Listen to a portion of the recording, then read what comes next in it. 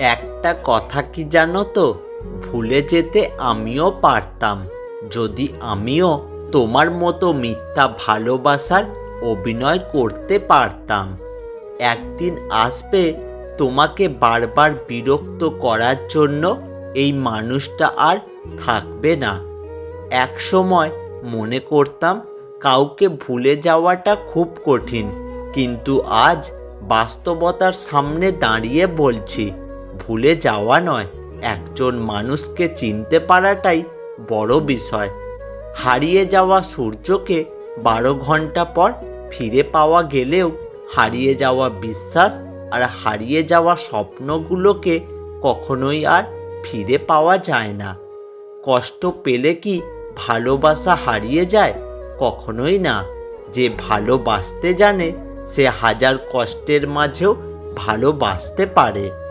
কারোর উপর অভিমান করো, কিন্তু এতটাও করো না যে অন্যজন সেটা মানাতে নিজেই অভিমানী হয়ে পড়ে।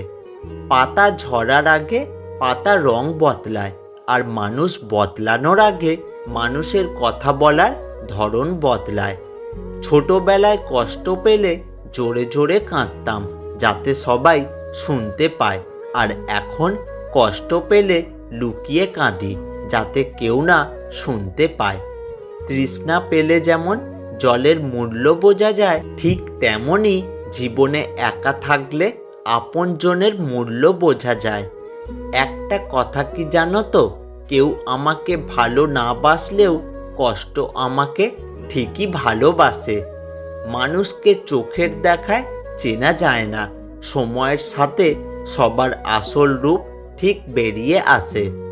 সুখ মানুষের জীবনে অহংকারের পরীক্ষা নেয়, দুঃখ মানুষের জীবনে ধৈর্যের পরীক্ষা নেয়। পুরো পৃথিবীর মানুষ ধোঁকা দিয়ে বুদ্ধিমান হয়ে গেল, আর আমি ভরসা করে দোষী হয়ে গেলাম। বছরের পর বছর একটা মানুষের মায়ায় আসক্ত হয়ে মানুষটাকে ধরে রাখা যায় না। একটা কথা কি জানো তো, যে ঠকায় সেও ঠকে। আমি এই কথাটা ভালোভাবে বিশ্বাস করি। আমাকে কেউ আঘাত করলে আমি উল্টে আঘাত করি না, কারণ নিজের বিবেকের কাছে আমি দায়বদ্ধ। এই পৃথিবীতে কেউ কাউকে ভুলে যেতে পারে না। প্রয়োজন শেষ হয়ে গেলে মানুষ আর যোগাযোগ রাখে না। একটা কথা মনে রেখো, জীবনে পতনের জন্য অভিশাপ লাগে না, মানুষের দীর্ঘশ্বাসটাই যথেষ্ট। আমি যাকে আঁকড়ে ধরে বাঁচতে চেয়েছি সে আমাকে ছেড়ে চলে গেছে। কথা ছিল ঝড় তুফান যতই আসুক না কেন কেউ কাউকে ছেড়ে যাব না, কিন্তু তুমি সামান্য বাতাসে নিজেকে আড়াল করে নিলে। কত বোকা আমি, ভাবতাম তুমি আমাকে ভালোবাসো। মূল্যটা সবাই বোঝে, তবে হারিয়ে যাওয়ার পর। চিৎকার করে সবসময় নিজেকে নির্দোষ প্রমাণ করা যায় না, মাঝে মাঝে চুপ থাকতে হয়। বালি সিমেন্ট আমাদের এই শিক্ষাই দেয় যে জোড়া লাগানোর জন্য নরম হতে হয়, আর জুড়ে থাকার জন্য শক্ত হতে হয়। তুমি সফল হলে তোমার লুঙ্গি পরা ছবিটাও ইতিহাস, আর তুমি ব্যর্থ হলে তোমার স্যুটটাই পরা ছবিটাও হবে উপহাস। কষ্ট আর অবহেলায় যদি কেউ একবার পরিবর্তন হয়ে যায়, হাজার চেষ্টা করেও তাকে আর আপন করতে পারবে না, কারণ সে ততক্ষণে একাকিত্বকে আপন করে নিয়েছে। ঠকে গেলেও বিশেষ ক্ষতি নেই, এইটুকু জীবন কোনো না কোনোভাবে শেষ হয়েই যাবে। কিন্তু যারা ঠকিয়েছিল, প্রতারণা করেছিল, হক নষ্ট করেছিল, তারা কিভাবে দীর্ঘশ্বাসটা নিশ্চিন্তে নেবে?